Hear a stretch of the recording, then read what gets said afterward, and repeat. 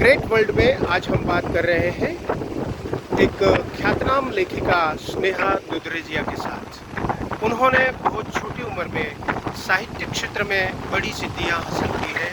उन्होंने भारत के 450 से अधिक अखबारों में अपने आर्टिकल्स लिखे हैं और समाज सुधारक के रूप में उसकी छवि गुजरात में और पूरे भारत में जानी-मानी हो चुकी है। तो उनके साथ हम आज बात कर रहे हैं। बाय द वे हम बता दें कि स्नेहा दुधरेजिया गुजरात पुलिस में सर्विस कर रही है और गुजरात के पोरबंदर में बगवदर पुलिस थाना में वो राइडर के रूप में सेवाएं भी दे रही है। आज हम बात कर रहे हैं उनके साथ कि बचपन से लेकर आज तक ऐसी कौन सी स्थितियां उन्होंने पाई कि जो साहित्य के क्षेत्र में उनको ले गई। स्नेहा जी, वैसे तो आप पूरे भारत में एक लेखिका के रूप में जानी मानी हो चुकी है। बहुत सारे वाचक पाठक आपके आर्टिकल्स पढ़ते हैं, आप खूब लोकप्रिय बन चुकी हैं। लेकिन द ग्रेट वर्ल्ड के सामने हमारे दर्शकों के लिए आप अपना परिचय खुद दीजिए।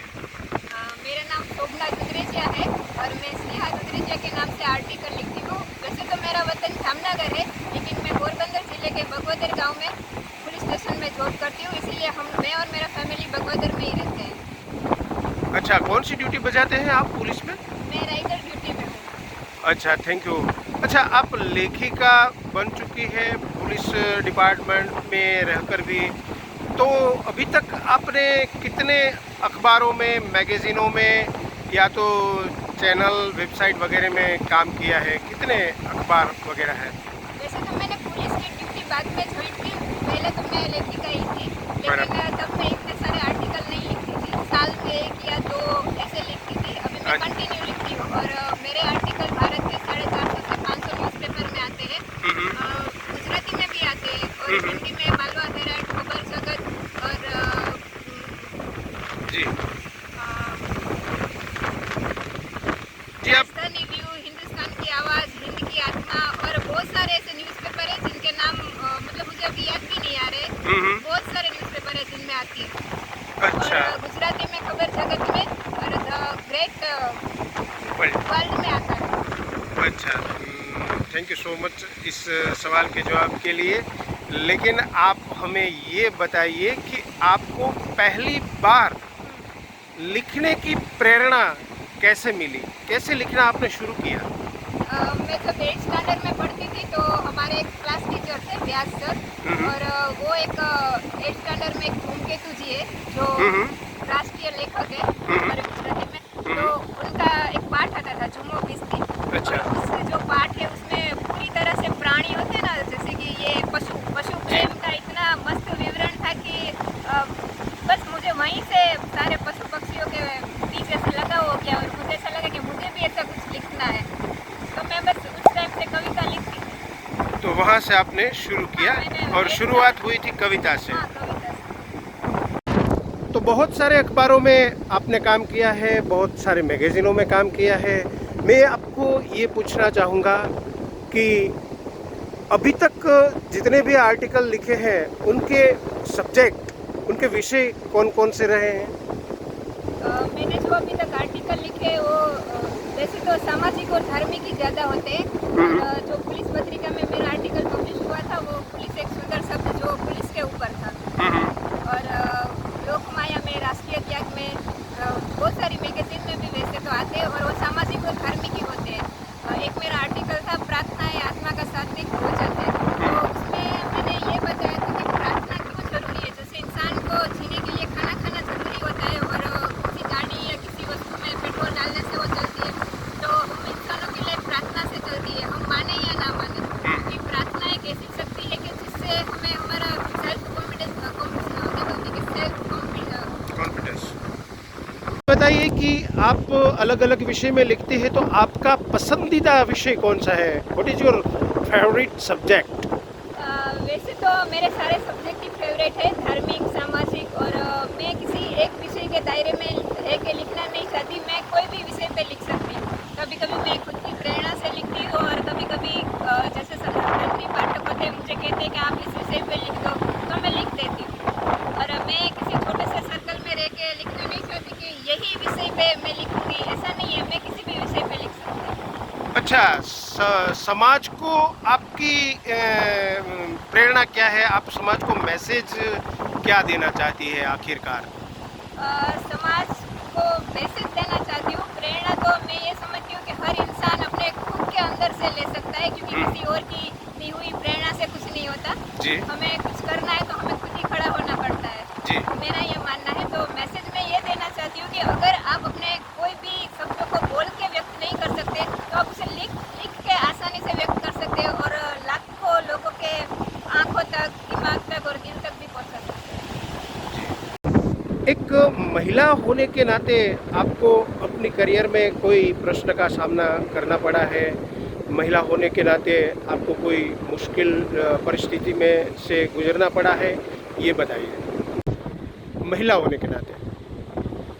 महिला होने के नाते तो रोज ही मुश्किल परिस्थितियों का सामना करना पड़ता है, ऐसा कहा जाए तो कम नहीं है, क्योंकि हम देखते हैं और हमें ये सिखाया जाता है कि महिला सशक्तिकरण, और हमें उन वीरांगनाओं से प्रेरणा लेनी होती है और आगे बढ़ना होता है। पर मेरा ये तो मानना है कि हमारे घर में जो हमारी माँ है, बहन है और हम खुद हैं, हम कुछ जो घर में काम करते हैं, ड्यूटी करते हैं, वो भी किसी युद्ध से कम नहीं है। तो फिर मैं यही कहना चाहूँगी कि परिस्थितियाँ कभी कभी हमारे फेवर में होती है और कभी कभी नहीं भी होती है, तो उनके सामने हमें घुटने टेक के हारना नहीं चाहिए, बस आगे बढ़ना चाहिए। और लाइफ में कभी ऐसा मौका मिले कि ये हमारी लाइफ चेंजिंग मोड है, तो बस उस मौके को हमें हाथ से नहीं जाना देना चाहिए और कुछ ऐसा करना चाहिए कि लाइफ में कभी सब लोग ये सोचते हैं, सारी लेडीज़ के एक एज लिमिट होती है, जैसे कि शादी हो जाने के बाद, बच्चे हो जाने के बाद, या कुछ एज लिमिट ख़त्म हो जाने के बाद हम कुछ नहीं कर सकते या गवर्नमेंट सर्विस नहीं कर सकते। तो ऐसा कुछ नहीं है, आप जब चाहो अपनी लाइफ को आगे बढ़ा सकते हो और जो चाहो कर सकते हो। बस ज़रूरी है एक आत्मविश्वास की, और अगर आपके अंदर वो आत्मविश्वास है तो आप कभी भी कुछ भी कर सकते हो। ऐसी कई महिलाएं हैं जिन्हें मैं देखती हूँ कि वो पढ़ी लिखी भी नहीं है और उनके बच्चे भी है, तो भी आज वो अपने पैरों पे खड़ी है। और कई ऐसी भी लेडीज़ है कि जो जॉब करती है और कुछ ऐसे काम करती है और अपने लाइफ को मतलब यहाँ से यहाँ तक पहुँचा सकती है। तो आप एक महिला होने के नाते ये सोच ही नहीं सकती कि मुझसे ऐसा नहीं होगा, आपसे हर चीज़ हो सकती है। अच्छा, आप अब ये बताइए कि what is your future plan? आगे जाके आप अपने क्षेत्र में क्या करना चाहती है? आगे जाके भी मैं बहुत सारे आर्टिकल लिखना चाहती हूँ, और जो मेरे आर्टिकल लिखे हुए हैं उनकी एक बुक पब्लिश होने वाली है, जिसके ऊपर अभी काम चल रहा है। अच्छा, कुछ टाइटल वगैरह तय किया है बुक का? नहीं, अभी कुछ तय नहीं किया है, लेकिन ये जो समुद्र की लहर है उसी तरह मेरे अंदर भी बहुत सारी लहरें हैं कि मैं भी कुछ करना चाहती हूँ। वैसे तो समुद्र को देखने में समुद्र भी शांत लगता है, लेकिन उसके अंदर बहुत सारी चीज़ें होती है जो मैंने कहा ना कि शब्दों से बयां नहीं कर सकते, तो मैं वो अपने शब्दों से आपको बयां नहीं कर सकूंगी। आएगा, उसी दिन आ जाएगा। अच्छा, आप किताब तो प्रकट करना चाहती है, इसके अलावा कोई आपका आयोजन है? कोई महिलाओं के लिए कोई ऑर्गेनाइजेशन बनाना चाहती है और इसके अलावा कोई प्लान है? ऑर्गेनाइजेशन का तो पता नहीं, लेकिन अभी हम ऐसी बहुत सारी औरतों के पास जाते हैं जो गांव में रहती है और जिन्हें पता ही नहीं कि उनके राइट्स क्या है, और उनके साथ जैसे फिजिकली टॉर्चर होना ही टॉर्चर नहीं है, मेंटली टॉर्चर होना भी टॉर्चर होता है। तो हम उनके पास जाते हैं और कई सारी ऐसी लेडीज़ हैं जिन्हें हम कहते हैं कि आपके पास अभी भी वक्त है, आप कुछ भी कर सकते हो। आप मतलब अंदर से ऐसा सोचो कि मुझे करना है तो आप कुछ भी कर सकते हो। ऐसी एक मैं दूसरी औरतों का नाम तो नहीं दे सकती, लेकिन एक महिला है वंदना बेन करके जूनागढ़ में, तो उनकी लाइफ में बहुत सारी प्रॉब्लम्स है, फिर भी वो लेडीज़ आज अपने पैरों पे खड़ी है। अच्छा, तो इस प्रकार जागृति का काम आप महिलाओं के लिए करना चाहेगी, ये आपकी सेवा यात्रा आगे बढ़ेगी। हाँ। तो आपकी एक अच्छी कैरियर रही है, बहुत छोटी उम्र में आपने करियर बनाई है, तो इसका श्रेय या तो क्रेडिट आप किसको देंगे? इसका क्रेडिट तो सबसे पहले तो ऑब्वियसली मेरे पापा को जाता है, मेरे मम्मा पापा को, क्योंकि उन दोनों की वजह से मैं इस दुनिया में हूँ। और हर ऐसी परिस्थिति में मेरे मम्मी पापा ने, मेरे भाइयों ने मुझे सपोर्ट किया है। और पेपर के तंत्री है, पाठक है, उन सबको मैं दिल से साधुवाद करना चाहती हूँ। जैसे कि पुलिस पत्रिका है, पुलिस पत्रिका में ऐसे गुजराती मेरा आर्टिकल आना मेरे लिए गर्व की बात थी, तो उनको भी मैं साधुवाद करती हूँ। और बहुत सारे ऐसे पुलिस अधिकारी हैं पोरबंदर ज़िले के और गुजरात ज़िले के और भारत लेवल के भी, उन सबको भी मैं क्रेडिट देना चाहती हूँ कि सबने मुझे बहुत सपोर्ट किया है। और the great world Narayan Baraiya ji का, उनका भी मैं साधुवाद करती हूँ। आपके दो नाम लिए जाते हैं, कभी कभी आपको स्नेहा दुधरेजिया कहा जाता है, तो कभी आपको और नाम से भी बुलाया जाता है। मेरे ख्याल से आपको शोभना दुधरेजिया भी कहा जाता है।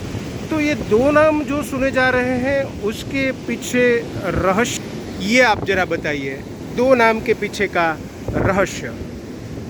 वैसे तो दो नामों के पीछे कोई रहस्य है ही नहीं। शोभना नाम पता नहीं मेरा किसने रखा था, और स्नेहा नाम तो मेरे मम्मी पापा ने रखा था। और स्नेहा दुधरेजिया के नाम से मैं आर्टिकल लिखती हूँ क्योंकि वो नाम मेरे सारे परिवार को पसंद है, और शोभना नाम भी पसंद है। और मैंने कहीं पढ़ा था कि एक इंसान के अंदर दो आत्माएं होती है, एक जी रही होती है और एक जीना चाहती है। तो बस मैं ये मानती हूँ कि मेरे अंदर की शोभना भी जी रही है, और जो स्नेहा जीना चाहती थी मैंने उसको भी जिंदा रखा है। यही मेरे नाम का रहस्य है। तो आपके अंदर दो व्यक्तित्व है। हाँ, दो जो व्यक्तित्व है, क्योंकि मैंने ऐसे पढ़ा था कि इंसान के अंदर दो आत्मा होती है, एक जीना चाहती है और एक उसे मतलब जीना पड़ता है या जी रही होती है। तो मैंने अपने अंदर की दोनों आत्माओं को जिंदा रखा है, मैं ऐसा मानती हूँ। आपकी करियर में आपके गुरुजनों या शिक्षकों का क्या प्रदान रहा है, बताइए। मेरे करियर में मेरी फर्स्ट टीचर तो मेरी माता ही थी, क्योंकि उन्होंने प्रेरणा की वजह से ही मैं आज जो कुछ भी हूँ। हर हाल में मेरे परिवार ने मुझे सपोर्ट किया है, और मेरी मम्मी जो बहुत ज़्यादा पढ़ी लिखी नहीं है, वो खुद भी मुझे इंस्पायर करती रहती है कि तू ये कर सकती है, तू वो कर सकती है। और मैंने आपको बताया कि जब मैं 8th स्टैंडर्ड में थी तो एक व्यास सर थे मेरे क्लास टीचर, जिन्होंने वो पाठ हमको पढ़ाया था। इस पाठ की वजह से तो मेरा पूरा माइंड चेंज हो गया था कि बस मुझे भी लिखना है, और बस मेरी भी फ़ोटो इसी तरह कवियों लेखकों की तरह आनी चाहिए। तो मैं मानती हूँ कि मेरे गुरुजनों का और मेरे टीचर्स का उतना ही मेरे जीवन में प्रदान रहा है, तभी तक उनकी वजह से ही मैं ये सोचती हूँ कि मैं आज यहाँ पे हूँ और कुछ लिख सकती हूँ। क्योंकि मैंने एक पिक्चर देखी थी कि जो सर या टीचर्स होते हैं वो खुद एक कैंडल है, और सभी विद्यार्थी होते हैं उन सबको मतलब अपना जो थोड़ा थोड़ा मोम देते हैं तभी वो चल सकते हैं। तो कहीं ना कहीं मेरे टीचर्स, मेरे सर ने भी मुझे बहुत सारा मोम दिया होगा, उसकी वजह से मैं आज थोड़ा थोड़ा प्रकाशित हो रही हूँ। अभी तक आपने बहुत सारे आर्टिकल्स लिखे हैं, जिनमें से कुछ आर्टिकल बहुत बहुत लोकप्रिय हुए होंगे। ये आर्टिकल आपके फेवरेट भी हुए होंगे। उनमें से किसी एक आर्टिकल के बारे में आप बताइए कि ये आर्टिकल आपका बड़ा पसंदीदा रहा और यह में आपको बड़ा मज़ा आया। इस प्रकार के किसी भी एक आर्टिकल के बारे में बताइए कि इनमें ये है और ये आर्टिकल ये कहना चाहता है। मैंने जो लास्ट में लिखा था, बेटा पढ़ाओ संस्कार सिखाओ समाज बचाओ, वो आर्टिकल मुझे बहुत पसंद है। क्योंकि उस आर्टिकल में मैंने ऐसा लिखा है कि हर लड़का होता है, चाहे वो मेरा भाई हो या कोई भी हो, वो ये चाहता है कि मेरे घर में जो लेडीज़ है वो आगे बढ़े या ना बढ़े, मतलब पढ़ा लिखा लड़का उसकी भी सोच सेम ही होती है। तो मैं ये कहना चाहती हूँ कि ये बेटी को पढ़ाने की बजाय लड़कों को पढ़ाना चाहिए, क्योंकि पढ़ाने की वजह से उनके अंदर कुछ नॉलेज आएगा कि किसी की बहन बेटी या हमारी बहन बेटी सब एक बराबर होते हैं। क्योंकि सबको कहते हैं ना कि सब लड़कों को ऐसी पत्नी चाहिए तो सीता जैसी चाहिए, और ऐसा सोचते हैं कि मेरी वाइफ है ये नहीं करेगी ये नहीं करेगी, तो उसको एक दायरे में रखा जाता है। वो कुएं की मेढक की तरह उनको भी एक कुएं में बंद करना चाहते हैं, तो ऐसा नहीं होना चाहिए। तो मेरे ये आर्टिकल में मैंने वही लिखा था कि बेटों को पढ़ाओ और संस्कार सिखाओ और समाज बचाओ। वो आर्टिकल की वजह से भारत के कई राज्यों में ऐसा अभी एक अभियान चालू है। जो लोग मुझे जानते भी नहीं है वो लोग ये अभियान चला रहे हैं और कह रहे हैं कि ये एक स्नेहा दुधरेजिया ने ऐसा लिखा है, तो वो भी मेरे लिए एक गर्व की बात है।